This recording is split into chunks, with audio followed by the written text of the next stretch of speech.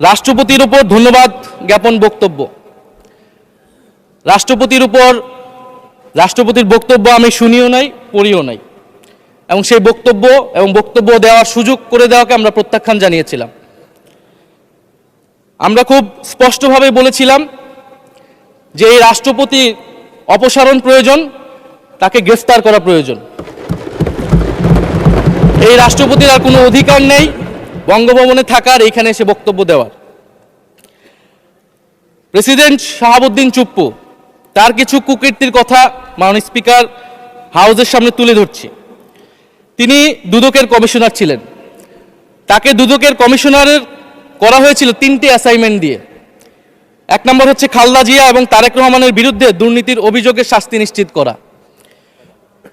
2 নম্বর পদ্মা সেতুর দুর্নীতির অভিযোগ থেকে আওয়ামী লীগকে ক্লিন শিট দেওয়া। 3 নম্বর ফখরুদ্দিন মঈনুদ্দিন সরকারের সময় শেখ হাসিনা সহ আওয়ামী লীগ নেতাদের বিরুদ্ধে হওয়া দুর্নীতির মামলাগুলোকে বাতিল করে দেওয়া। এমন একজন ব্যক্তিকে বিএনপি সরকার রাষ্ট্রপতি হিসেবে এখনো মেনে নিচ্ছে মাননীয় স্পিকার। আরেকটি ঘটনা বলি, 2009 সালে শেখ হাসিনার ক্যাঙ্গারু আদালতের নির্দেশে এই শাহাবুদ্দিন চুপ্পুর নেতৃত্বে 3 সদস্যের judicial inquiry commission on minority torture in 2001 করেছিল শেখ হাসিনার ক্যাঙ্গারু কোর্ট। এই প্রতিবেদন অনুসারে বিএনপির 26,000 বিএনপির নেতাকর্মীকে 2001 সালে ক্ষমতায় এসে কয়েক হাজার হিন্দুকে তারা হত্যা করেছে, এজন্য দায়ী করা হয়েছিল মাননীয় স্পিকার। এবং আওয়ামী লীগ এই রিপোর্ট দেশে বিদেশে এই রিপোর্ট ফেরি করে তারা নিজেদের এখানে ক্ষমতায় থাকাটাকে পাকাপোক্ত করেছিল। মাননীয় স্পিকার, এই রাষ্ট্রপতি চুপ্পু এস আলমের হাতে ইসলামী ব্যাংকে তুলে দেওয়ার কারিগর, 2 কোটি আমানতকারীকে পথে বসিয়েছিল। এবং জুলাই গণহত্যার সময় তার ভূমিকা, ফ্যাসিবাদের সাথে তার সংশ্লিষ্টতা সবকিছু আমরা জানি। আমাদের দুর্ভাগ্য, এই দুর্নীতিবাজ, অপদার্থ, মিথ্যুক, গণহত্যার দোসর এখনো বাংলাদেশের রাষ্ট্রপতি। একটা আলোচনা কয়েকবার এসেছে যে রাষ্ট্রপতির অধীনে কেন শপথ নিয়েছি আমরা বলতে এখানে ব্যক্তিগতভাবে আমার কথাই বলেছে, কারণ আমি এখানে শপথ নিয়েছিলাম। তো মাননীয় স্পিকার, সেই সময় প্রেক্ষাপট আর এখনকার প্রেক্ষাপট কি এক? জুলাই গণ অভ্যুত্থানের পরে 5ই আগস্টের পরে আমাদের সামনে 2টা অপশন ছিল। আমরা বলেছিলাম জাতীয় সরকার করতে হবে, সেই জাতীয় সরকারের প্রস্তাব বিএনপি নাকচ করে দিয়েছে। আমাদের সামনে আরেকটা অপশন ছিল ক্ষমতা আর্মির হাতে তুলে দেওয়া। যদি আমরা সেই দিকে আগাতাম, আজকে তারা এখানে বসতে পারতেন কিনা মাননীয় স্পিকার, সেটা সন্দেহ আছে। দেশের স্বার্থে, দেশের স্থিতিশীলার স্বার্থে আমরা সেই সময় সরকারে গিয়েছিলাম, আমরা শপথ নিয়েছিলাম। কিন্তু বৈষম্যবিরোধী ছাত্র আন্দোলন খুব স্পষ্টভাবে 2024 সালে কিন্তু এই রাষ্ট্রপতির অপসারণ চেয়েছিল। সেই সময় সাংবিধানিক ধারাবাহিকতার কথা বলে রাষ্ট্রপতির পক্ষে অবস্থান নিয়েছিল বিএনপির মহাসচিব মির্জা ফখরুল আলমগীর সাহেব, তিনি নিজেই কথা বলেছিলেন। ফলে এখন তো একটা নির্বাচিত সরকার মাননীয় স্পিকার, এখন তো চাইলেই বিএনপি রাষ্ট্রপতি পরিবর্তন করতে পারে সরকার, এবং আমরা বিশ্বাস করি বিএনপিতে সেই ধরনের যোগ্য আস্থাভাজন ব্যক্তি নিশ্চয়ই রয়েছেন। এবং সরকার দলের সদস্য অনেকে গৌরবের সাথে বলেছেন যে যেই রাষ্ট্রপতি জিয়াউর রহমানের বিরোধিতা করেছেন, সেই রাষ্ট্রপতি এখন জিয়াউর রহমানের প্রশংসা করছে। মাননীয় স্পিকার, গাধাকে দিয়ে আপনি হাল চাষ করিয়ে এটার মধ্যে কোনো বাহাদুরি নাই। এটা আপনাদের দেউলিয়ত্ব, সরকারের দেউলিয়ত্ব যে সরকার এখনো রাষ্ট্রপতি পরিবর্তন করতে পারছে না। মাননীয় স্পিকার, এই অধিবেশনের পুরোটা সময় যদি আমরা সংস্কার, গণভোট, জুলাই সনদ, 72-এর সংবিধানে অনেক কথা বলেছি, এবং একটা বিষয় আমার কাছে খুবই অদ্ভুত লেগেছে, কিছু মাননীয় সংসদ সদস্য তারা 72-এর সংবিধানকে 71-এর সাথে মিলিয়েছেন। মাননীয় স্পিকার, আমার জানা নেই আসলে তারা কোন বিবেচনা থেকে এটি মিলিয়েছেন। এটা তো সবসময় আওয়ামী লীগ মিলিয়েছে মাননীয় স্পিকার। তারা 72-এর সংবিধানকে 71-এর ফসল হিসেবে 71-এর চেতনার সাথে মিলিয়েছে। 72-এর মূলনীতিকে 71-এর মূলনীতি বলে 71-এর আদর্শ হিসেবে প্রচার করেছেন। আমরা তো সেটার বিরোধিতা করেছি মাননীয় স্পিকার সবসময়, এবং বিএনপির বহু নেতা এটার বিরোধিতা করেছে মাননীয় স্পিকার। 72-এর সংবিধানের ক্রিটিসিজম, সমালোচনা 72 সাল থেকেই বাংলাদেশে শুরু হয়েছিল। গত 16 বছর এই সমালোচনা তৈরি হয়েছিল। 72-এর সংবিধানের সমালোচনা মোটা দাগে 3টি। প্রথমত, এই সংবিধান স্বাধীন বাংলাদেশের নির্বাচিত প্রতিনিধিরা প্রণয়ন করে নাই। আমি সরকারি দলের মাননীয় সংসদ সদস্য ব্যারিস্টার নওশাদ জমির সাহেবের সাথে, ওনার সাথে আমি সহমত পোষণ করে বলতে চাই, একটা স্বাধীন দেশের শাসনতন্ত্র রচনা করার অধিকার সুযোগ সেই দেশের নির্বাচিত প্রতিনিধিদের হওয়া উচিত। ৭২-এর সংবিধান রচনা করেছিল যারা ৭০-এর নির্বাচনে আইয়ুব খানের এলএফের অধীনে যারা নির্বাচিত হয়েছিল পাকিস্তানের শাসনতন্ত্র রচনা করার জন্য, মাননীয় স্পিকার। দ্বিতীয়ত, এই ৭২-এর সংবিধান ইনহেরেন্টলি এটা একটা আনডেমোক্রেটিক কনস্টিটিউশন। একজন ব্যক্তির হাতে সকল ক্ষমতা অর্পণ করা হয়েছিল, মাননীয় স্পিকার। সেই সময় শেখ মুজিবকে সামনে রেখে এই সংবিধান তৈরি করা হয়েছিল। একজন ব্যক্তির হাতে সংসদের ক্ষমতা, নির্বাহী বিভাগের ক্ষমতা, এমনকি বিচার বিভাগের ক্ষমতাও নানা কায়দা করে তার হাতে তুলে দেওয়া হয়েছিল, মাননীয় স্পিকার। ফলে স্বৈরতন্ত্রের বীজ কিন্তু সেই ৭২-এর সংবিধান থেকে বাংলাদেশে শুরু হয়েছিল। এবং সবচেয়ে ইম্পর্টেন্ট, এই সংবিধান হচ্ছে মুজিববাদী আদর্শ দ্বারা রচিত হয়েছিল, মাননীয় স্পিকার। ৭১-এর আদর্শ কিন্তু চার নীতি ছিল না, মাননীয় স্পিকার। ৭১-এর আদর্শ ছিল সাম্য, মানবিক মর্যাদা, সামাজিক ন্যায় বিচার। ৭২-এর সংবিধান এসে বলা হলো জাতীয়তাবাদ, বাঙালি জাতীয়তাবাদ, ধর্মনিরপেক্ষত্ব, গণতন্ত্র এবং সমাজতন্ত্র, এবং এটার বিরুদ্ধে বিদ্রোহ করেছিলেন মেজর জিয়াউর রহমান। মাননীয় স্পিকার, আজকে বিএনপি তার ফান্ডামেন্টাল জায়গা থেকে সরে যাচ্ছে, মাননীয় স্পিকার। শুধু জামাত ইসলাম ৭২-এর বিরোধিতা করেছে বলে কি বিএনপি এখন আওয়ামী লীগের পজিশনে চলে গিয়েছে? আমাদের জানা নেই, মাননীয় স্পিকার। ৭২-এর সংবিধানের বিরোধিতা করেছেন বদরুদ্দিন উমর, ৭২-এর সংবিধানের বিরোধিতা করেছেন মাওলানা ভাসানী, ৭২-এর সংবিধানের বিরোধিতা করেছেন কমরেড মুজাফফর আহমেদ, ৭২-এর সংবিধানের বিরোধিতা শত শত মুক্তিযোদ্ধারা করেছেন, মাননীয় স্পিকার। ফলে এই ৭২-এর সংবিধানকে বাতিল করার একটা সুযোগ আমাদের এসেছিল 1975 সালের সিপাহী জনতার বিপ্লবের মধ্য দিয়ে। জিয়াউর রহমানের এটা একটা ঐতিহাসিক ভুল বলবো, মাননীয় স্পিকার, তার প্রতি সম্মান রেখে, যে আমরা সেই সময় সেই অপরচুনিটি মিস করেছি। আমরা একটা গণপরিষদ দিয়ে নতুন সংবিধান করতে পারি না, এবং এই অপরচুনিটি আমরা এই 2400 মিস করেছি এবং এখনো করতে যাচ্ছি, মাননীয় স্পিকার। মাননীয় স্পিকার, 5ই আগস্টের পরে যখন সংস্কারের আলোচনা আসলো, বৈষম্যবিরোধী ছাত্র আন্দোলন তারা তাদের পক্ষ থেকে আমরা বলেছিলাম আমরা নতুন সংবিধান চাই বা সংবিধান পুনর্লিখন চাই। বিএনপি বলেছিল তারা নির্বাচনের মাধ্যমে ক্ষমতায় যেতে চায়। ফলে 5ই আগস্টের পর থেকে রাস্তা দুটি আলাদা হয়ে গেছিল, মাননীয় স্পিকার। তখন আমরা একটা মধ্যপন্থায় আসলাম যে আমরা সংস্কারে আসি। সেই জায়গা থেকে সংস্কার কমিশন ঐক্যমত, সেখানে আলোচনা হলো। এখন সাংবিধানিক সংস্কার পরিষদ করার কথা গণভোটে বলা হলো। এখন বিএনপি সেই জায়গা থেকে সরে গিয়েছে। এখন বিএনপি যদি সেই জায়গা থেকে সরে যায়, আমাদেরকে পূর্বের জায়গায় ফেরত যেতে হবে, মাননীয় স্পিকার। সংবিধান পুনর্লেখনের দাবি আমাদেরকে জানাতে হবে, তারা যদি ৭২-এর পক্ষে এরকম অটল অবস্থানে থাকে। জুলাই সনদ নিয়ে অনেক কথা হয়েছে, মাননীয় স্পিকার। জুলাই সনদ, জাতীয় জুলাই সনদ, আমরা যেদিন স্বাক্ষর হয়েছিল, আমরা জাতীয় নাগরিক পার্টি সেদিন স্বাক্ষর অনুষ্ঠানে যাইনি, মাননীয় স্পিকার।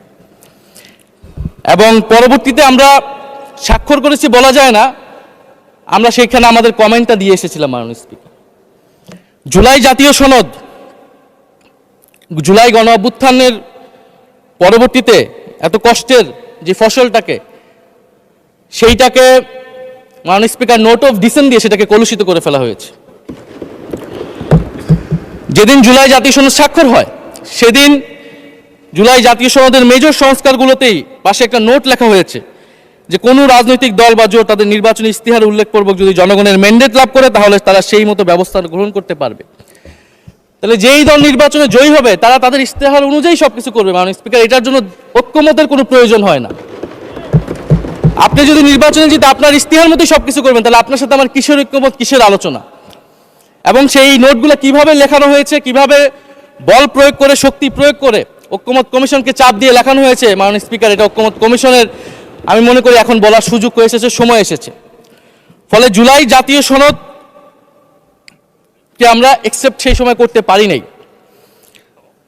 এবং মাননীয় স্বরাষ্ট্রমন্ত্রীর ভাষাকে ধার করে আমি বলতে চাই যে জুলাই জাতীয় সনদ এক অন্তহীন প্রতারণার দলিলে পরিণত করেছে, মাননীয় স্পিকার, বিএনপি এটাকে। এবং ৭২-এর সংবিধানকে আওয়ামী লীগ দলীয় ইস্তেহারে পরিণত করেছিল, কলুষিত করেছিল। এবং জুলাই জাতীয় সনদকে বিএনপি কলুষিত করেছে, দলীয় ইস্তেহারে পরিণত করেছে, মাননীয় স্পিকার। আপনি বলছেন জুলাই জাতীয় সনদ, তারপরে আপনি দেখাচ্ছেন হচ্ছে আমার দলীয় ইস্তিহার, তাহলে এখানে তো কোনো ঐক্যমতের সুযোগ নাই। এরপরে আসলো গণভোট। গণভোটের আদেশ নিয়ে সমালোচনা আছে এবং এই সমালোচনা আমরাও করেছি যে রাষ্ট্রপতি এই ধরনের অর্ডার দিতে পারে কিনা। কিন্তু গণভোটটাকে সবাই মেনে একটা কনসেনসাসের ভিত্তিতেই তো আমরা এই গণভোটে সবাই মিলে অংশগ্রহণ করলাম। মাননীয় স্পিকার, বিএনপি এবং তৎকালীন বিএনপির বর্তমান মাননীয় প্রধানমন্ত্রী এবং চেয়ারপারসন তিনি নিজেও সংস্কারের পক্ষে, হ্যাঁ পক্ষে ভোটে প্রচারণা করেছেন।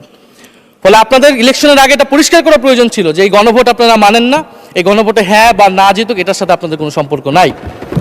ওনারা কিন্তু মাননীয় স্পিকার সেটা করেননি। ফলে জুলাই গণভোট এটা রাজনৈতিক সিদ্ধান্ত এবং গণরায়। মাননীয় স্বরাষ্ট্রমন্ত্রী তিনি নিজেই সেই সময় বলেছেন যে গণরায় হচ্ছে সার্বভৌম ক্ষমতা, জনগণের রায় আসলে সেটা সকলেই মেনে নিতে বাধ্য হবে, এমনকি যদি সেটার বিরুদ্ধেও কেউ বিজয়ী হয় তারাও সেটা মেনে নিতে বাধ্য হবে। ফলে আমরা মনে করি যে এই গণভোট অনুসারে যে সাংবিধানিক সংস্কার পরিষদ অতি দ্রুত সময়ের মধ্যে সাংবিধানিক সংস্কার পরিষদ গঠন করা উচিত, এর সুরাহা করা উচিত। আমরা তো মাননীয় স্পিকার অনেক দূর সরে এসেছি, নতুন সংবিধানের জায়গা থেকে সরে আসতে আসতে আমরা কোথায় আসলাম? আমরা খুবই সামান্য কিছু দাবি এইখানে এসেছে, জুলাই জাতীয় সনদ বা গণভোট যেটাই বলেন না কেন, যে একটা উচ্চকক্ষ হবে ভোটের অনুপাতে, তত্ত্বাবধায়ক সরকার হবে। এই তত্ত্বাবধায়ক সরকার নিয়েই তো এত ঝামেলা, গত 16 বছরের এত আন্দোলন। কিভাবে নিয়োগ হবে এই নিয়োগটা আমাদেরকে জানতে হবে মাননীয় স্পিকার। নির্বাচন কমিশনার এবং সাংবিধানিক প্রতিষ্ঠানগুলোতে কিভাবে নিয়োগ হবে, একটা নির্দলীয় এবং গ্রহণযোগ্য নিয়োগ আমরা কিভাবে করতে পারি যেটা দেশকে বিভাজিত করবে না, বিরোধী দলের উপরে বিরোধী দলের অধিকার ক্ষুণ্ণ করবে না, এবং সবচেয়ে গুরুত্বপূর্ণ বিচার বিভাগ পৃথকীকরণ। মাননীয় স্পিকার, এগুলা আমরা 5ই আগস্টের পরে আসমান থেকে বলি না, এগুলা গত 16 বছর আলোচনা হয়েছে। বিএনপির 31 দফায় আলোচনা ছিল, আরো অনেক রাজনৈতিক দলের আলোচনাতে, সংস্কারের আলোচনা থেকে আমরা মাননীয় স্পিকার ধার করেছিলাম। হ্যাঁ, বিচার বিভাগ এই মুহূর্তে পৃথকীকরণ বা বিচার বিভাগের স্বাধীনতা নিয়ে কনসার্ন আছে, কারণ আওয়ামী লীগের নিয়োগকৃত অনেক বিচারক মাননীয় স্পিকার এখনো রয়ে গেছে বিচারালয়ে, যারা এই জামিনগুলো করিয়েছে ফ্যাসিস্টদের। কিন্তু সেটার একটা সুরাহা আপনারা করেন, আমরা সহযোগিতা করব, কিন্তু তারপরে তো বিচার বিভাগের স্বাধীনতা মাননীয় স্পিকার নিশ্চিত করতে হবে। গুম এবং মানবাধিকার অধ্যাদেশ বাতিল করলেন, আপনারা বলছেন ভালো আইন নিয়ে আসবেন। তো ভালো আইন যতক্ষণ পর্যন্ত আনতে পারছে না ততক্ষণ পর্যন্ত মাননীয় স্পিকার আপনাদের সমালোচনাটা সহ্য করতে হবে। আপনারা ভালো আইন নিয়ে আসুন এবং অতি দ্রুত সময়ের মধ্যে নিয়ে আসুন, আমরা দেখি। মাননীয় স্পিকার, এই সংসদে এই অধিবেশনে আরেকটি বিষয় বারবার এসেছে, সেটা হচ্ছে মুক্তিযুদ্ধ এবং জুলাই গণ অভ্যুত্থান। মুক্তিযুদ্ধকে মাননীয় স্পিকার আমরা শ্রদ্ধা করি। আমরা মনে করি এই প্রজন্ম যারা জুলাই গণ অভ্যুত্থানে অংশগ্রহণ করেছি, জুলাই গণ অভ্যুত্থানের মধ্য দিয়ে মুক্তিযুদ্ধের নতুন রূপ তৈরি হয়েছে, মুক্তিযুদ্ধের নবায়ন হয়েছে। মাননীয় স্পিকার, ফলে মুক্তিযুদ্ধের সাথে জুলাই গণ অভ্যুত্থানের কোনো সাংঘর্ষিক অবস্থান নেই। আমরা বারবার বলেছি মুক্তিযুদ্ধ, জুলাই গণ অভ্যুত্থান হচ্ছে মুক্তিযুদ্ধেরই আরেকটি ধারাবাহিকতা। মুক্তিযুদ্ধে আমরা সাম্য মানবিক মর্যাদার কথা বলেছি, জুলাই গণ অভ্যুত্থানে আমরা বৈষম্য বিরোধী গণতান্ত্রিক বাংলাদেশের কথা বলেছি। মাননীয় স্পিকার, কোথায় পার্থক্য, কোথায় আলাদা, এবং কোন ঘটনা বড় কোন ঘটনা ছোট, এটা অহৈতুক তর্ক। মাননীয় স্পিকার, আমরা কেউ বলি নাই যে জুলাই গণ অভ্যুত্থান মুক্তিযুদ্ধের থেকে বড়, বা জুলাই গণ অভ্যুত্থান 90-এর থেকে বড় বা 90-এর থেকে ছোট। জুলাই গণ অভ্যুত্থান এক বিশেষ ঘটনা বাংলাদেশের ইতিহাসে, মুক্তিযুদ্ধ এক বিশেষ ঘটনা, মুক্তিযুদ্ধ বাংলাদেশের ফাউন্ডেশন। মাননীয় স্পিকার, এটার ব্যাপারে আমরা আনকম্প্রোমাইজেবল, এটা নিয়ে কোনো বিতর্কের কোনো সুযোগ নাই। তবে এই কথাটা ওনারাই বারবার বলে মুক্তিযুদ্ধকেও ছোট করতেছেন, জুলাই গণ অভ্যুত্থানকেও ছোট করতেছেন। আরেকটি বিষয় মাননীয় স্পিকার, মুক্তিযুদ্ধর কথা যখন এসেছে, আমরা যে সাম্প্রতিক সময়ে জাতীয় মুক্তিযোদ্ধা কাউন্সিল জামুকা আইন সংশোধন করা হলো, অধ্যাদেশ পাশ করা হলো, সেখানে কিন্তু একটা গুরুত্বপূর্ণ সংশোধনী এসেছে। মুক্তিযোদ্ধাদের সংজ্ঞা থেকে মুজিব বাহিনীকে বাদ দেওয়া হয়েছে মাননীয় স্পিকার। এবং আপনারা জানেন যে এই মুজিব বাহিনী, সেটাকে সংযুক্তির মাধ্যমে হাজার হাজার ছাত্রলীগের নেতাকর্মীকে মুক্তিযোদ্ধা সার্টিফিকেট দেওয়া হয়েছিল। মাননীয় স্পিকার, মুজিব বাহিনীর রোল কি ছিল এটা আপনারা এখানে যারা অভিজ্ঞ মাননীয় স্পিকার অনেক মুক্তিযোদ্ধা আছেন তারা ভালো করেই জানেন। মুজিব বাহিনী তৈরি হয়েছিল অন্তর্ঘাত তৈরি করার জন্য। তারা অস্ত্র হাতে দেশে পাকিস্তান বাহিনীর বিরুদ্ধে যুদ্ধ করে নাই, তারা দেশে ঢুকে মুক্তিযুদ্ধের আওয়ামী লীগ বারে অন্য যেই পক্ষগুলো রয়েছে তাদেরকে হত্যা করেছিল। মাননীয় স্পিকার, ফলে মুজিব বাহিনী কিন্তু কোনো মুক্তিযোদ্ধা না বর্তমান আইন অনুসারে। কিন্তু এখানে অনেক মুজিব বাহিনীর কিছু লোক আছেন, তারা নিজেদেরকে মুক্তিযোদ্ধা হিসেবে বারবার জাহির করছে। তাহলে আমাদেরকে এই ফারাকটাও করতে হবে মাননীয় স্পিকার। এবং মুক্তিযুদ্ধের পক্ষ বিপক্ষের রাজনীতি গত 50 বছর ধরে হয়েছে, আমরা এই সমাধান এখনো কেন করতে পারিনি মাননীয় স্পিকার? এর দায়ভার কে নেবে? বিএনপি কি নেবে না, যারা 29 বছর জামাতের সাথে রাজনীতি করেছে? একটা কথা তো এখন সবাই বলে, সাথে থাকলে সঙ্গী, না থাকলে জঙ্গি। বলে এটার দায়িত্ব ছিল তো উনাদের, এই রিকনসিলিয়েশন তৈরি করা, এই প্রশ্নের সুরাহা করা। জুলাই গণ অভ্যুত্থানের পরে, স্বাধীনতার 54-55 বছর পরে জাতীয় সংসদে মুক্তিযুদ্ধের পক্ষ আর বিপক্ষ বলে ভাগ থাকবে, এটা তো মাননীয় স্পিকার আমরা প্রত্যাশা করি না, এটা এই প্রজন্ম প্রত্যাশা করে না। আমি মাননীয় স্বরাষ্ট্রমন্ত্রীর সাথে একমত পোষণ করি যে ইতিহাসের এই বিতর্ক আমাদেরকে সমাধান করতে হবে, একপাশে রেখে সামনের দিকে এগিয়ে যেতে হবে এবং এটা সব পক্ষকে এটার জন্য দায়িত্বশীল ভূমিকা পালন করতে হবে। মুক্তিযুদ্ধ যেমন কোনো দেশের ষড়যন্ত্র না, আবার মুক্তিযুদ্ধের নাম করে এদেশে যে লুটপাট ফ্যাসিবাদ কায়েম হয়েছে সেটাও আমাদের ভুলা যাবে না মাননীয় স্পিকার। মাননীয় স্পিকার, জুলাই গণ অভ্যুত্থান সকলের অংশগ্রহণে হয়েছিল, এটা আমরা বারবার বলেছি। তবে বিএনপির বিভিন্ন সদস্য তারা তাদের আলোচনায় বারবার বলার চেষ্টা করে যে আমরা ছিলাম না, আমরা তো এভাবে ছিলাম, এভাবে ছিলাম। এটা তো প্রমাণ করার প্রয়োজন নাই মাননীয় স্পিকার। এটা কেন এত হীনমন্যতা আমাদের এটা বুঝে আসে না। বিএনপি তো অবশ্যই জুলাই গণ অভ্যুত্থানে ছিল, আমাদের সাথেই ছিল। এবং সেই সময়ের একটা উক্তি বিএনপির মহাসচিব মির্জা ফখরুল ইসলাম আলমগীর, উনি বলেছিলেন যে এই আন্দোলনের সাথে আমাদের সম্পর্ক নাই, এটা ছাত্রদের আন্দোলন। তার ওই বক্তব্য সঠিক ছিল মাননীয় স্পিকার। তার ওনার ওই সময়ে কৌশলগত অবস্থান এটাই সঠিক ছিল, উনি ওই সময় এই বক্তব্যই প্রয়োজন ছিল। এটাতে তো আমাদের কোনো দ্বিমত নাই। মাননীয় স্পিকার, আমাকে ডিজিএফআই, ডিবি, এসবি, বাংলাদেশের হেন কোনো গোয়েন্দা সংস্থা নাই যারা আমাকে ইন্টারোগেশন করেছে, টর্চার করেছে এবং একটা কথা বারবার বলানোর চেষ্টা করেছিল যে এই আন্দোলন বিএনপি জামাতের আন্দোলন, যারা আগুন লাগিয়েছে তারা বিএনপি জামাতের সন্ত্রাসী। এটা একবার তোমরা শুধু বলো।